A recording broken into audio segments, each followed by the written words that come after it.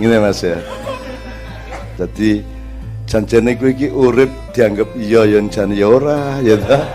Nek ndelok lemu walah sosok nelongso ta atimu iki. Ki aku iki jane urip ora to ngono to sambatanmu. Iki dianggap negara ya jane ya dudu. Nek arep diarani dudu kok ya jare negara ya. Kowe padha angel iki ketoke presiden kok ya dudu. Nek arep diarani dudu kok ya mosok dudu ngono ya. Nah, pasti ada cara pandang metodologi atau terminologi atau metode analisis untuk melihat itu secara objektif, tetapi kita tidak akan mengatakan apa-apa mengenai itu sekedar tanda cinta kita ada kepada tanda cinta kita saja kepada apa yang saya sebut barusan. Jadi saya memang disuruh menghindar untuk hal-hal yang memang tidak ada gunanya. Sawaun alaihim andartahum am lam tundirhum la yu'minun khatamallahu ala qulubihim wa ala sam'ihim wa absarihim gishawa walahum adzabun adzim. Itulah definisi bangsa dan negara kita. Sama saja bagi mereka kamu ngomong apa tidak, kamu kasih peringatan atau tidak, mereka tetap tidak percaya karena hati mereka sudah ditutupi oleh Allah. Telinga mereka juga sudah ditutupi sehingga tidak mampu mendengarkan kecuali nafsu mereka sendiri ya. Apa saja kalau tidak cocok sama nafsu mereka, Anda akan dibully dan akan kena pasal ya. Terus mereka juga tidak mampu melihat apa yang sebenarnya mereka bisa melihat, tapi karena ketutupan oleh nafsunya maka mereka yang bisa lihat. Walahum adzabun adzim ya. Terus endingnya adalah sumun bukmun umyum fahum la yarji'un. Ini menakutkan kalau betul-betul tidak bisa kembali. Oleh karena itu saya nyirami rakyat yang saya temui agar supaya kalaupun itu tidak bisa kembali, maka akan ada tanaman baru, ada taman yang baru, ada hutan yang baru, ada irigasi yang baru, ada tetumbuhan yang baru yang lahir dari Anda semua. Dan menurut saya Anda sudah semakin terlatih untuk menjadi tanaman baru peradaban masa depan kita. Dimanapun, meskipun di Mekah Mukarramah, itu tidak ada forum yang sejak tadi jam 8 itu dijak wiritan ya gelem ya iso ya toh, jak diskusi ya iso ya, dan khusyuk ora ting celebung ora kemeriak. Saya kan di dalam tadi dan tidak dengar suara kemeriak sedikit pun. Kui kan berarti ini memang anak asuhnya Kanjeng Nabi Muhammad SAW ini kan. Yang paling istimewa adalah kok ora oke sing kebelet nguyuh ki lho.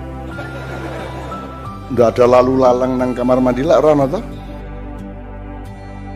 Oke, teman sekalian. Jadi gini, Anda ini kan ibarat wit-witan, kowe iki wis cukul tenan ya tau. Batangnya juga wis kuat, godhongnya ya wis sumrambah, kembangnya ya wis mekar ya toh, wohe ya wis pentil-pentil ya. Pentil pentil itu bahasa Jawa, kata kerja loh, kata kerja kalau dalam bahasa Jawa. Kalau bahasa Indonesia kata benda yang bentuknya ada yang kecil ada yang besar. Tergantung jam terbangnya itu. Oke, saya teruskan. Jadi gini, kita tadi sudah diskusi dengan Mas Helmi, sudah wiritan tertentu. Kalau Anda melihat wiridnya tadi, Anda lihat yang pertama kita mohon pertolongan Allah. Sebab ini Allah gak nulung iki ya. Aku khawatir ono di antara kita yang terguncang imannya, terguncang akal sehatnya, ono sing stres, ono sing nelongso, ono sing bingung, ono sing ngamuk, sapi turute. Bahkan bisa-bisa kalau kita nggak ditolong Allah dalam waktu dekat ini kita akan bisa murtad juga, karena Gusti Allah itu toko yang ini ditulungi mungkin iki raiso kan iki kan, itu hanya Allah yang bisa menolong karena manusia tidak punya cara untuk menolong bencana-bencana yang diciptakan sendiri oleh manusia yang lain kan gitu. Oke, jadi yang pertama kan afa hasibtum, Itu berarti kita mohon kepada Allah agar menghentikan hamba-hambanya, manusia-manusia yang sekarang sedang memain-mainkan kehidupan, memain-mainkan rakyatnya, memain-mainkan hati orang, memain-mainkan akal sehat, memain-mainkan sumber daya alam, mempermainkan segala macam yang Allah hadiahkan kepada kita. Jadi Anda baca yang kelompok pertama, afa hasibtum annama khalaqnakum abadan wa annakum ilaina la turja'un, dan seterusnya. Nah, yang kedua, Anda harus yakin bahwa Anda sedang menjalani Al-Quran. Ini perjalanan Al-Quran. Dan jalan yang kita tempuh adalah jalan nubuah. Nubuah itu tidak harus ada nabi. Nabi yang merintisnya, kita meneruskannya, tapi jalannya adalah jalan nubuah. Jalan nubuah itu bukan membangun dunia, tetapi melalui dunia Anda membangun kehidupanmu yang sejati nanti di akhirat. Tapi saya kira rata-rata orang percaya akhirat masalahnya gitu. Nah, Anda saya kira percaya kepada itu, dan kue ojo mentoyong karun dunia, mergo dunia iki enteng-enteng wae asline. Men koyo ngono kuwi, mbok kue golek opo ya akhire men koyo ngono kuwi lah gitu ya. Kue ayu ya akhire ora ayu, kue ganteng akhire ya men koyo Mustafa gitu. Kue gagah ya akhire ya kaya aku iki gitu ya. Dadi aku ya salah. Makanya karena kita ini sedang menjalankan Al-Qur'an saiso-iso nih. Anda tidak harus jadi mufasir, tidak harus jadi ahli tafsir, tidak harus menguasai bahasa Arab. Dari Marja' Ma'iyah kemarin di Kenduri Cinta, Pak Nur Somad mengatakan Anda tidak harus bisa bahasa Arab untuk memahami Al-Quran, karena Al-Quran itu multidimensi. Dia juga punya darah, dia punya gelombang, dia punya pori-pori, dia punya banyak sekali saluran untuk bersentuhan dengan manusia. Nah, yang mufasir wajib, tapi tafsir tidak bisa berdiri sendiri tanpa diikat oleh tadabbur. Tadabbur adalah seberapapun pertemuanmu dengan Al-Quran, apakah lengkap dengan kemampuan berbahasa, lengkap dengan nahwu sorobnya, lengkap dengan asbabun nuzulnya, tetapi kalau hasilnya tidak menambah manfaat hidup Anda, hasilnya tidak menambah kedekatan Anda dengan Allah, serta tidak menambah kepercayaan dan cintamu kepada Kanjeng Nabi Muhammad SAW, maka tafsir itu bisa malah menjadi dosa. Karena kabura maktan indallahi antakulu malah tahalu, nojo kakean ngomong nek kowe ra iso mraktekke, mending meneng wae ning ora praktek, mudar berarti ya. Maksud saya, mending kowe ngertine kul huwallahu ahad tok ning kok lakoni tenan, timbangane kowe ngerti Al-Baqarah dawane semono ning kok waca-waca tok, kan begitu. Bahkan ada orang yang mungkin hanya halu-halu tok sama Al-Qur'an, ora apa-apa lah wis. Angger arep berangkat dodolan, nge-grab apa nang warung ngono ya. Kowe Qur'anmu ning rak kok Assalamualaikum gak sentuh, wis apik banget ki, malaikat langsung lapor, wah ampuh cah iki. Tuh, dan seterusnya ya. Jadi pergaulan dengan Al-Qur'an itu salah satu syarat kalau urusannya maknawiyah, kontekstualitas, membutuhkan alat-alat intelektual, alat-alat akal, alat-alat fikriyah, kan begitu. Tapi kan hidup ini kan tidak bisa dicapai dengan akal. Itulah sebabnya kita punya iman. Yang bisa Anda capai berarti, yang bisa Anda pahami dan bisa Anda lakukan itu berarti pakai ilmu. Ilmu alatnya adalah akal atau pikiran kerjaannya. Tapi begitu banyak dalam hidup ini, bahkan lebih banyak dibanding yang bisa dipahami. Yang terbanyak adalah yang tidak bisa Anda capai, tidak bisa Anda hitung, tidak bisa Anda kalkulasi, tidak bisa Anda elaborasi. Maka Allah menyediakan iman, kan itu. Pokoknya nek kowe ora ngerti ya rasa bingung, iman wae nek ngono gitu loh. Kan Anda juga ndak ngerti istrimu jane piye, bojomu sing lanang jane piye, kan ya ora ngerti tenan. Ngertine ya paling 30%, 40% gitu ya. Maka nomor satu bersuami istri, nomor satu adalah iman, percaya kepada istrimu dan istri percaya kepadamu, dan seterusnya. Begitu juga dengan alam, begitu juga dengan Asmaul Husna, begitu juga dengan Allah, begitu juga dengan malaikat. Kowe nek arep bikin makalah ilmiah tentang malaikat ya arep riset raiso ya toh. Arep ketemu malaikat Israel malah ketemu Banaspati ya toh. Ya toh, harus angel. Jadi nek arep ilmiah nang Quran ya raiso. Karena Al-Qur'an sebagian besar dari muatan dan kandungan Al-Qur'an justru tidak intelektual. Makanya sering dimulai dengan kata alif lam mim, nun, to, sin mim, alif lam ro, kaf ha ya ain sod dan seterusnya. Ahli tafsir ngomongnya gimana Pak Muzamil terhadap alif lam mim? Wallahu a'lamu bi muradihi. Sekarang saya tanya, hanya Allah yang tahu maksudnya. Betul. Terus kalau ada orang tanya lah, ngapain difirmankan kalau hanya Allah yang tahu? Piye jawabnya? Untuk menguji keimanan. Menguji keimanan. Oke, 1, 2. Yang kedua, untuk menunjukkan bahwa Quran itu ada bagian yang tidak terjangkau oleh akal manusia. Oke, ya, oke. Itu 2. Kalau tak tambahin 1 boleh enggak? Boleh enggak alif lam mim ditafsirkan? Boleh. Nah. Mufasir ngomong boleh enggak? Boleh, tapi tidak difinalkan. Tidak Difinalkan. Oh iya, enggak ada yang final. Enggak yang final. Enggak ada yang final, apa-apa yang enggak ada yang final. La'allah barangkali. Nah iya, tapi kan boleh toh? Boleh. Enggak terus disalah-salahin, kamu enggak bisa bahasa Arab kok. Lu enggak usah bahasa ngomong alif karo lam karo mim ya. Kan gitu kan? Betul. Enggak perlu bahasa, itu juga bukan bahasa kok. Betul. Nah, jawaban kita sederhana dan sangat indah, asal memenuhi asas tadabbur. Jadi alif kok anggap wong ngadeg ora apa-apa, lam kok anggap wong dingkluk ora apa-apa, mim kok anggap wong jengking ora apa-apa. Asal hasilnya membuat Anda lebih baik kepada manusia, lebih manfaat kepada sesama, lebih dekat kepada Allah, ngono toh. Enak banget tapi tafsirnya boleh macam-macam toh. Boleh macam-macam itu. Tapi yang penting ikatan tadaburnya, prinsip-prinsip tadaburnya bahwa Anda menjadi lebih baik karena tafsir subjektifmu itu, asalkan jangan nyuruh orang untuk sama dengan tafsirmu, kan gitu. Betul, karena itu pemaksaan. Karena itu pemaksaan. Oke, la ikraha fiddin. Tapi banyak orang yang minta dipaksa malam pertama itu. Kalau enggak dipaksa terus piye?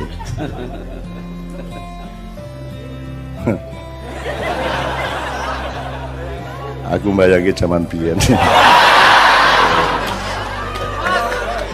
Iyalah, nyenengke sama Yai. Boleh gitu-gitu itu boleh untuk kemesraan itu, untuk mengasah kesadaran dan untuk menunjukkan bahwa di antara kita itu tidak banyak masalah. Yang banyak masalah itu Republik Indonesia. Ini gitu. Kalau Anda sama saya sama Anda itu misuwa kaya ngopo ada masalah tuh. Ning aja njur kowe Bali ketemu tukang parkir kok pisui gitu ya. Misu di antara kita saja, karena kita parkir dibayar, jangan kok malah dipisui. Ya dibayar, ya oke. Oke, saya teruskan. Jadi karena kita membiasakan diri untuk bergaul, bercinta dengan Al-Quran, sebisa-bisanya kan enggak mungkin tuh bisa beneran, Pak. Betul. Bisa enggak orang paham Quran secara sempurna? Tidak ada. Tidak bisa. Adakah orang yang benar-benar paham Quran? Meskipun dia mufassir besar? Tidak ada. Tidak ada. Jadi sama, kita semua itu sama-sama lemah, sama-sama kurang tahu, ya sama-sama. Makanya kita harus rendah hati satu sama lain. Nah, karena kita membiasakan diri untuk berpedoman kepada Al-Quran, saiso-isone ya, maka wirid yang kedua adalah lau anzalna hadzal qur'ana ala jabalin la ra'aitahu khasyi'an mutasaddian min khasyatillah wa tilkal amsalu nadribuha linnas la'allahum yatafakkarun, dan seterusnya. Yang bagian itu sering-sering baca itulah sak kober-kobere dodol ora ana sing tuku wis maca kuwi wae. Akhire malaikat teko tuku.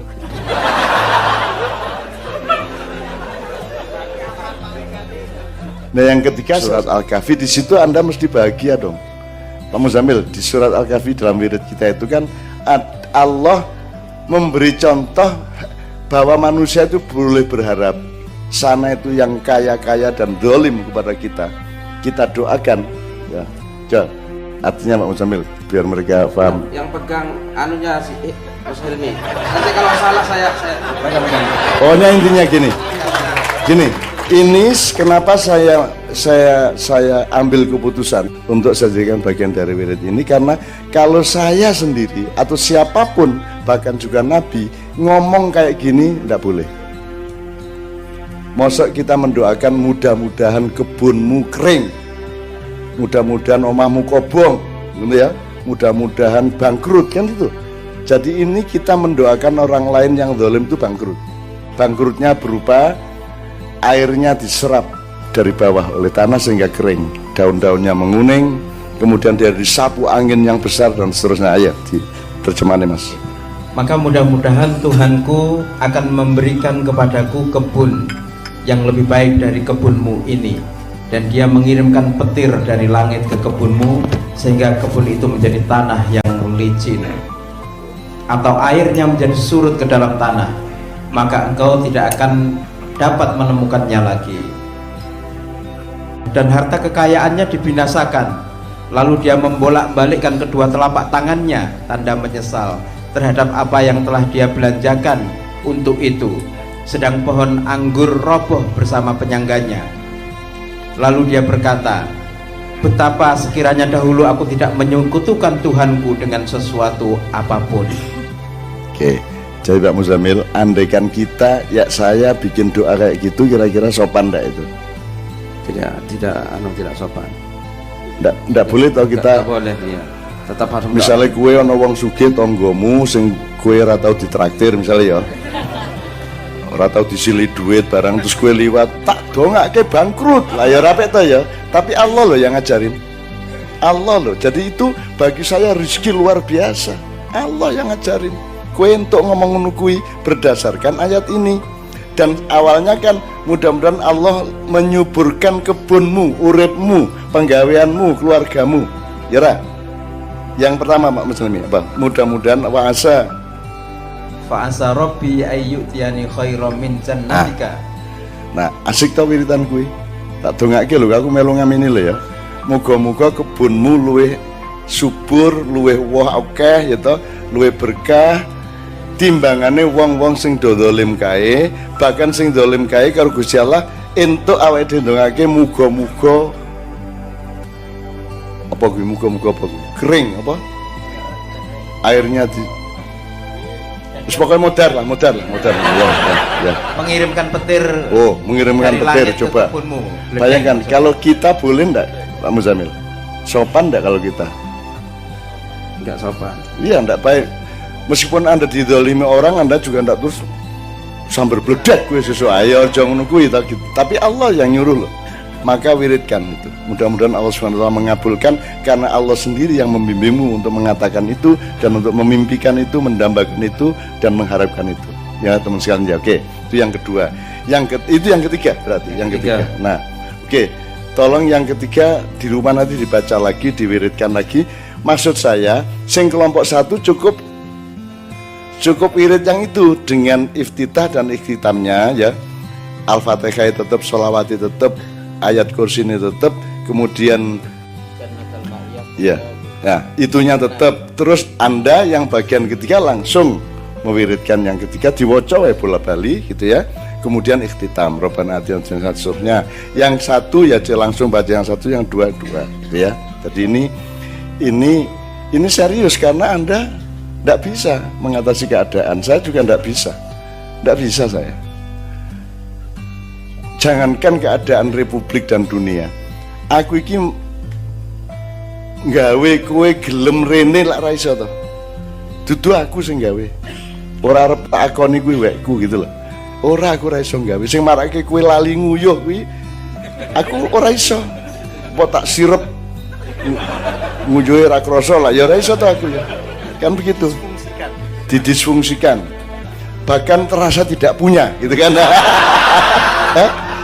Terus kayak loh kok arano ya ngene gitu. Sing gondol.